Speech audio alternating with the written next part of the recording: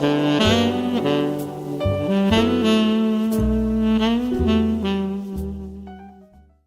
name's Henry Davis, Private Eye. I've solved many cases from missing jewels to ghastly murders. I've done it all, but the most deep and personal case happened on a train trip I took to Cleveland with my assistant, Sophia Rose. I was returning to my seat from the lavatory and saw that my assistant had dozed off. I took my place next to her and started to drink my coffee. It was then that I noticed it. My cup of coffee was empty. It was horrible. I didn't know what to do with myself. Thankfully, my wits returned to me quickly, and I was able to scan the room for my culprit. My first suspect was, of course, my assistant. Sophia Rose, wake up. Wake up. Wake up. What's going on, Henry? What's the matter? I hate to accuse you, Sophia Rose, but did you drink my coffee? No.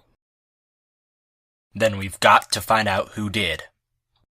I had ruled out my assistant, but there were still 3 more suspects in the dining car.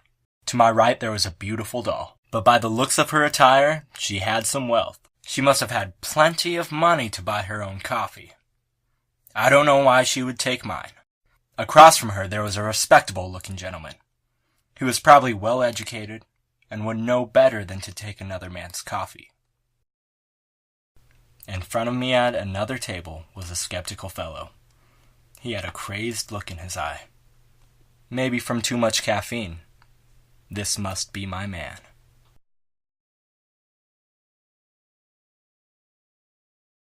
Excuse me, sir, but my assistant and I would like to ask you some questions. Go ahead and try. You'll never get me to spill my guts, copper. So, you know who did it then, do ya? Tell me the truth. Yes, tell him so we can get this over with. Never. I'll never tell you who did it. Come on, Sophia Rose. We'll figure this out one way or another. I'm sure we will.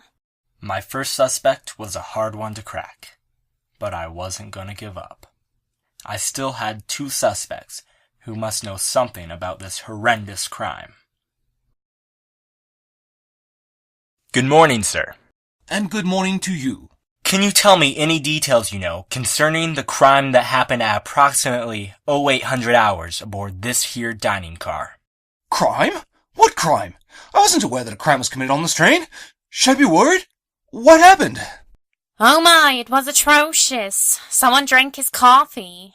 Oh dear me. That is atrocious. No, sir, I am deeply sorry about your loss, but I don't know who did it. You have my condolences. You're sure you didn't see anything? No, I didn't see a thing, on my word as a gentleman. Thank you for your time. Of course. Nabbit, this criminal was a sneaky one. But there was still another person left on this car. The doll. Hello, Detective. May I help you? I had to be careful with this one. Her abilities of seduction were strong. Let's skip the pleasantries, baby doll. I think you know why I'm here. I'm sure I don't know what you're talking about.